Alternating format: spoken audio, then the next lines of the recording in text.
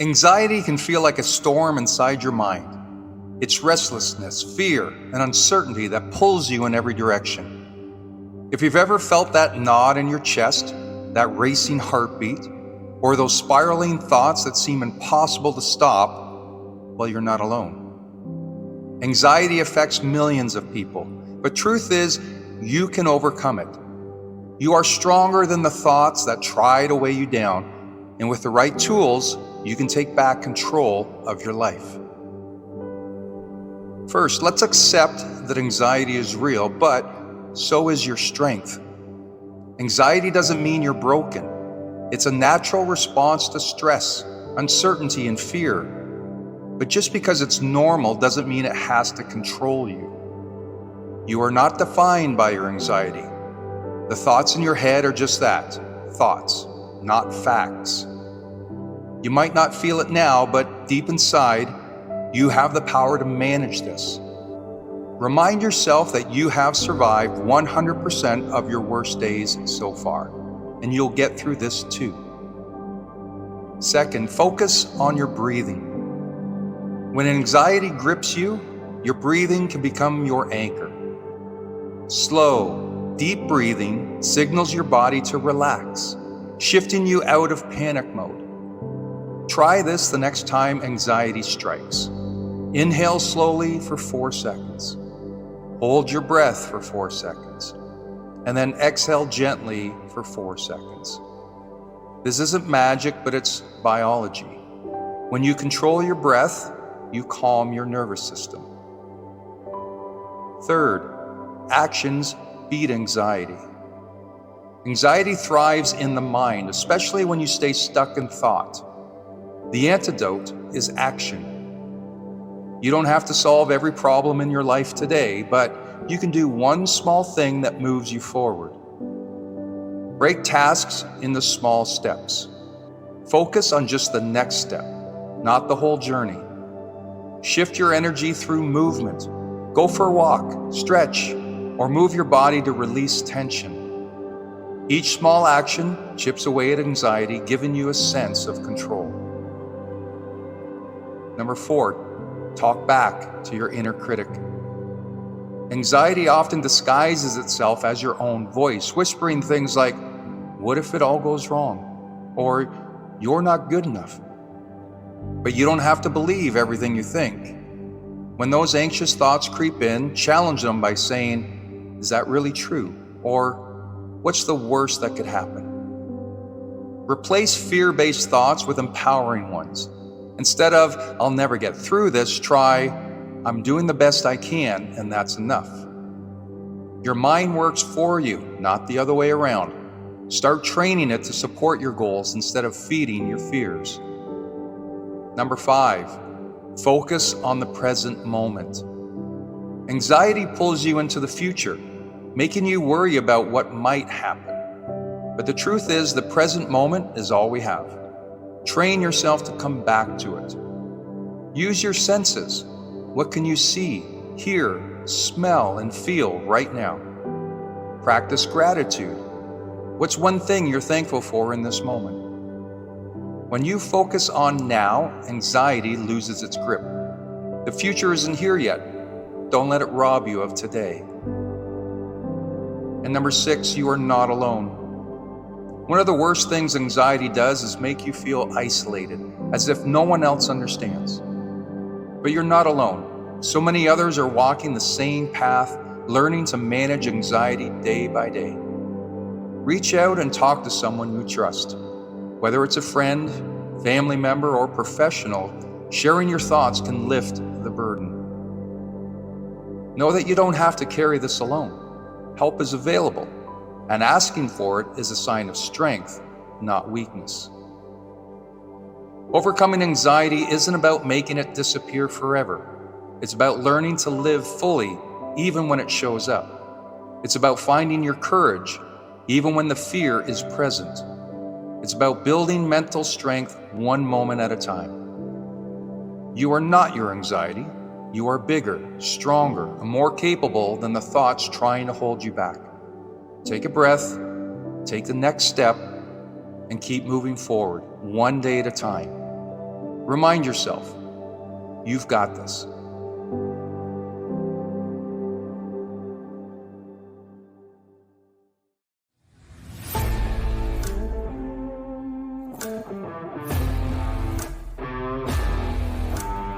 In this world, people generally fall into two categories: the dreamers and the doers. Each group represents a unique approach to life, reflecting differing mindsets and contrasting outcomes. The dreamers gaze into the horizon, envisioning grand possibilities, while the doers, well, they roll up their sleeves and dive headfirst into the fray, turning dreams into realities.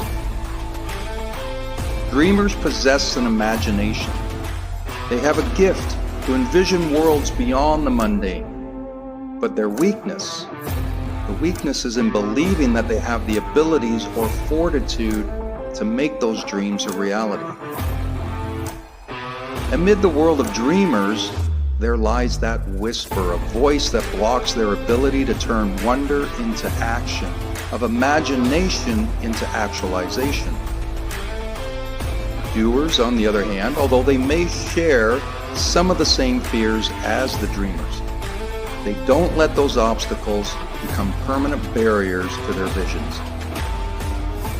In the depths of their souls, dreamers harbor a silent envy for the doers, those fearless pioneers who dare to tread where dreams meet reality.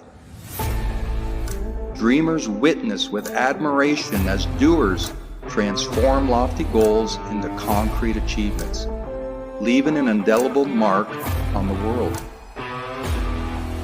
How many times have you been in the audience at a show, but secretly wished to be the one on stage? How many times have you sat in the stands, but really wanted to be the one in the game? Dreamers dream while doers do. I know the transition from dreaming to doing is not without its challenges. Fear, that innate feeling etched deep within the human psyche, it emerges when the minds drift from the dreaming to the doing. It's fear of failure or criticism that casts a shadow over the dreamers, paralyzing them with the dread of falling short. Self-doubt, that insidious whisper of the mind, it plants seeds of hesitation, sapping the confidence of even the boldest dreamers. But it's the courage to confront fear, to embrace failure as a stepping stone rather than a stumbling block, that propels doers into taking action. It's the courage to weather the storm of criticism, knowing that the voices of dissent pale in comparison to the roar of accomplishment. And it's the courage to silence the whispers of self-doubt, replacing them with the resounding affirmations of possibility. For the dreamers, yearning to break free from the confines of your walls, I offer a simple yet profound truth. Action is the antidote to stagnation. It's the launching pad for transformation. It's in taking action that dreams are forged into reality, and the ordinary transcends into the extraordinary. It's not enough to dream. One must dare to do, to seize the reins and sculpt a masterpiece from the raw clay of potential. When we look back at the end of our lives, it's not the things we did that haunt us, but it's the things we failed to do, the dreams we left unfulfilled, the adventures we left unexplored, and our potential that we left untapped. The world needs dreamers, and the world needs doers. But above all, the world needs dreamers who do.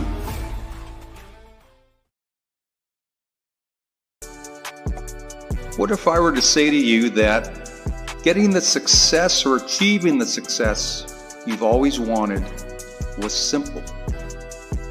Pick a goal, any goal, it doesn't matter. Achieving that goal is actually simple. So you're thinking, okay, what's the catch? If it were simple, why isn't everyone hitting their goals? Well, here's the catch. It might be simple, but it's not easy. And there's the problem. We as humans hate when things aren't easy. We really dislike being uncomfortable, especially for long periods of time. Let me give you an example. Let's say you want to get into shape. It's simple. You got to exercise, you got to eat right, maybe limit alcohol or whatever. It's simple, but not easy. Or having a great relationship with your partner. It's simple. You got to communicate, you got to compromise, make time for each other. It's simple, but not always easy. The recipe to achieve every conceivable goal is out there. The step-by-step guide for everything has been laid down, and you just need to follow the path. Simple, but not easy. Simple is the relative process. It's the requirements necessary to achieve your goals.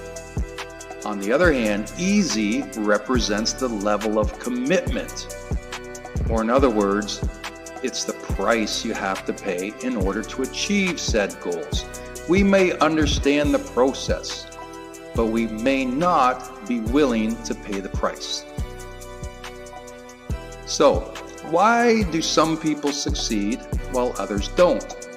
What's the differentiating factor? On the surface, given what I've just explained, we'll say that some were willing to pay the price while others weren't. Simple. But there's actually a little more to it, and I'll use exercise as the example. We know the process is simple. What makes the commitment level different for each person is how we attach pain and pleasure to the process. The work is the work, and we can't change that. But how we view that work is what's important. Some will see that lifting weights or cardio as painful, tired muscles, the time commitment. Therefore, they'll want to avoid it.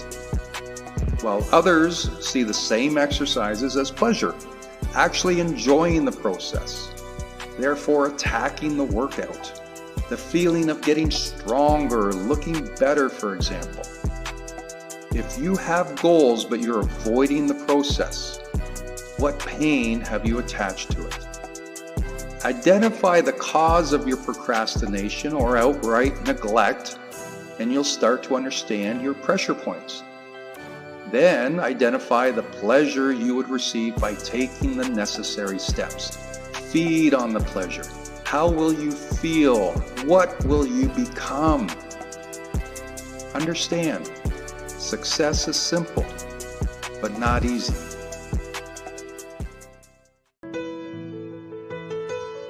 In the grand scheme of life, it's not the grandiose moments that define us. It's the daily decisions we make, the habits we cultivate, and the resilience we exhibit in the face of challenges that truly shape our destiny. Each day is an opportunity to move closer to our dreams, to unleash the greatness within us, and to live a life of purpose and fulfillment. It's time we awaken to the power of our choices and embrace the journey of growth with unwavering determination and grit. Legendary basketball coach John Wooden once said, "The true test of a man's character is what he does when no one is watching." Our daily decisions, no matter how seemingly insignificant, reveal our character and determine our path. It's easy to underestimate the impact of small choices, but it's these small choices that accumulate over time, the compound effect, if you will, shaping the course of our lives. Consider the choice to hit the snooze button or to rise with determination and purpose each morning. This seemingly small decision sets the tone for the day ahead.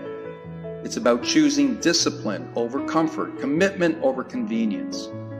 By embracing discipline in our daily routines, we free ourselves from the constraints of mediocrity and pave the way for greatness. But discipline alone is not enough. It's the habits we form that ultimately determine our success. As Aristotle so aptly put it, we are what we repeatedly do. Excellence, then, is not an act, but a habit. Our habits shape our identity and determine our destiny. Whether it's the habit of reading daily to expand our minds, the habit of exercising to strengthen our bodies, or the habit of practicing gratitude to nourish our souls, each habit contributes to our growth and development. However, cultivating empowering habits requires the belief that our abilities can be developed through dedication and hard work. In her groundbreaking research, psychologist Carol Dweck distinguished between a fixed mindset, where individuals believe their abilities are innate and unchangeable, and a growth mindset, where individuals believe they can improve through effort and perseverance. The power of the growth mindset lies in its ability to turn setbacks into stepping stones and failures into opportunities. Instead of viewing challenges as insurmountable obstacles, we see them as temporary setbacks on the path to mastery. With a growth mindset, we embrace challenges with enthusiasm, knowing that each obstacle we overcome brings us one step closer to realizing our full potential. Yet even with discipline, empowering habits, and the growth mindset, success is not guaranteed. It's our ability to persevere in the face of adversity, our grit, that ultimately determines the fate. Angela Duckworth, a pioneering psychologist, defines grit as passion and perseverance for the long-term goals. It's the relentless pursuit of our dreams, even when the odds are stacked against us, even when the journey seems arduous and uncertain. Grit is what separates the dreamers from the achievers, the ordinary from the extraordinary. It's what propels us forward when others would falter, what keeps us going when others would quit. As Calvin Coolidge once said, nothing in this world can take the place of perseverance. Talent will not. Nothing is more common than unsuccessful men with talent. Genius will not. Unrewarded genius is almost a proverb. Education will not. The world is full of educated derelicts. Persistence and determination alone are omnipotent. So how do we cultivate grit in our own lives?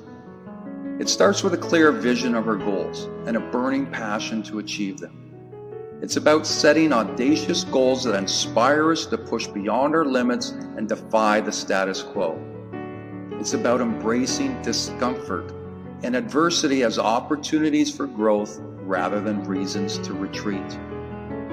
But perhaps most importantly, grit is cultivated through perseverance in the face of failure and rejection. It's about picking ourselves up when we fall, learning from our mistakes, and pressing onward with renewed determination. In the end, our success is not determined by the circumstances we face or the hand we've been dealt. It's determined by the daily decisions we make, the habits we cultivate, and the grit with which we pursue our dreams. For it's through these traits that we truly become the architects of our destiny. In the hustle and bustle of today's lives, it's easy to lose sight of the simple blessings that grace our existence. Yet it's precisely in those moments of quiet reflection, those moments of gratitude, that we find solace and strength to weather life's storms. Gratitude is not merely a fleeting emotion. It's a transformative force that has the power to uplift our spirits even in the darkest of times.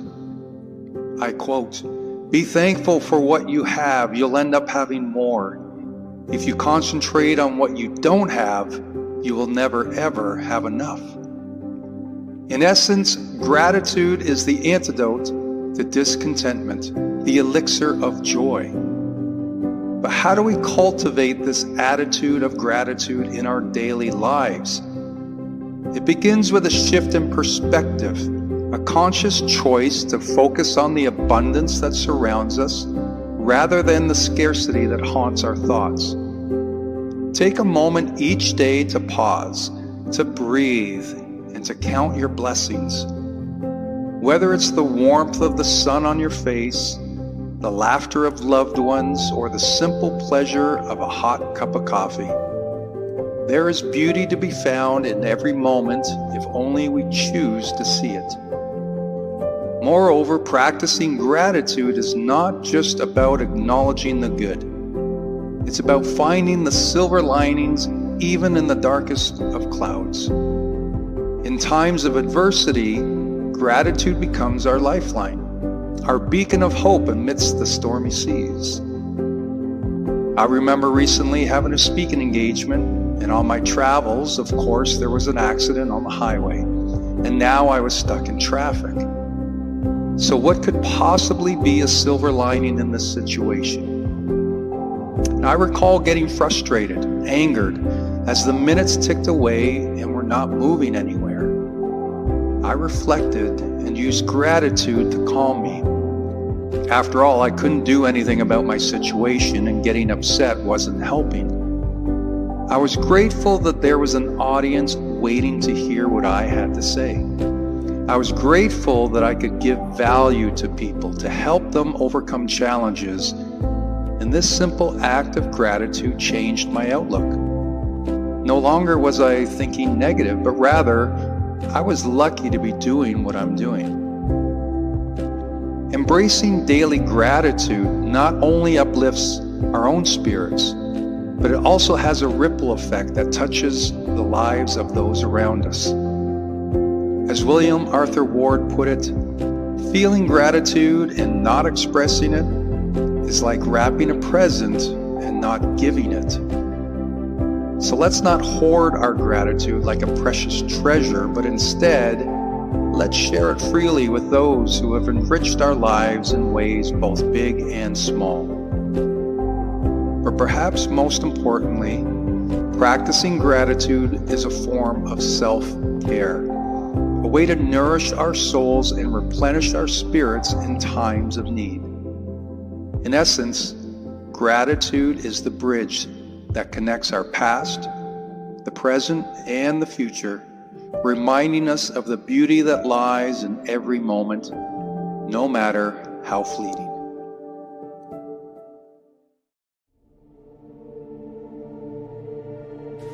Taking risks is the heartbeat of progress. It's the pulse of innovation, the rhythm of growth, and the melody of possibility. Let's challenge the fear of risk. Let's challenge why stepping out of your comfort zone is not just a choice, but a necessity if you want to live a life of fulfillment and purpose. You see, life is full of uncertainties. It's like standing at the edge of a cliff, not knowing what lies beyond the horizon. And yet, it's in those moments of uncertainty that we discover our true potential. Helen Keller said, and I quote, "Life is either a daring adventure or nothing at all." Every great achievement in human history was the result of someone taking a risk.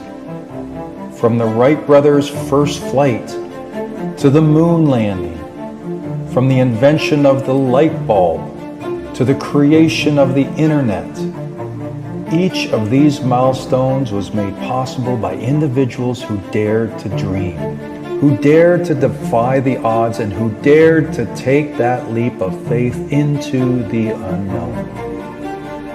But taking risks isn't just about achieving external success.